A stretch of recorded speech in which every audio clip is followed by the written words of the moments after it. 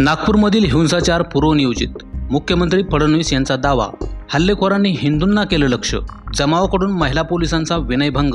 Police चौकीसमोरच दंगलखोरांनी दिल्या औरंगजेब जिंदाबादच्या घोषणा. मुख्य सूत्रधार फहीम शमीम खानच्या पोलिसांनी आवळल्या मुसक्या. 17 मार्च रोजी नागपूरमध्ये विश्व हिंदू परिषद आणि इतर हिंदुत्ववादी संघटनांनी औरंगजेबाची कबर हटवण्याबाबत शांततापूर्ण मार्गाने आंदोलन केलं. मात्र त्याच दिवशी संध्याकाळी औरंगजेब प्रेमी समुदायाने प्रचंड जमाव करत राडा घातला, दगडफेक केली, हिंदूंच्या मालमत्तांचं नुकसान करत नासधूस केली. त्यामुळे सबंध नागपुरात अराजकता पसरली. सध्या नागपुरात 11 पोलीस ठाण्यांच्या हद्दीत संचारबंदी लावण्यात आली आहे. हा संपूर्ण हिंसाचार पूर्वनियोजित असल्याचं फडणवीस यांनी सांगितलं आहे. सायंकाळी 7:30च्या सुमारास काठ्या, तलवारी आणि पेट्रोल बॉम्ब घेऊन सज्ज असलेल्या दंगलखोरांच्या गटाने हिंदूंची घरं आणि वाहनांना लक्ष्य केलं. सीसीटीव्ही फुटेजमध्ये हल्लेखोरांच्या हालचाली कैद झाल्या आहेत. जमावाने केवळ वाहनांना आग लावली नाही, तर परिसरातील घरं, दवाखाने आणि दुकानांची तोडफोड केली. हल्लेखोरांनी मॉल देखील जाळले आणि औषधांची नासाडीही केली. हे सर्व सुरू असताना एकाही मुस्लिम व्यावसायिकाचं नुकसान झालं नाही.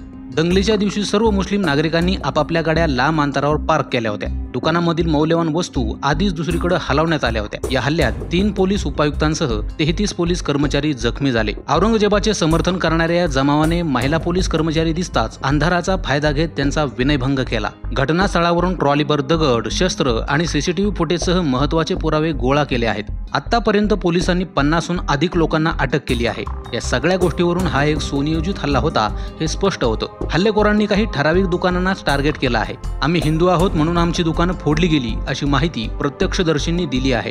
या हिंसाचारामागील मुख्य सूत्रधार म्हणून फहीम शमीम खान या 38 वर्षीय तरुणाला पोलिसांनी ताब्यात घेतला आहे.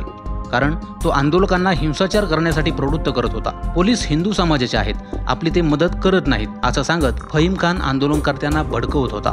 हिंसाचाराच्या 1 दिवस आधी दंगलखोर लोकांनी गणेशपेठ पोलीस ठाण्यासमोर जमून औरंगजेब जिंदाबादच्या घोषणा दिल्या होत्या. या जमावाला भडकवण्यात फहीमचा मोठा वाटा असल्याने पोलिसांनी अखेर त्याच्या मुसक्या आवळल्या आहेत.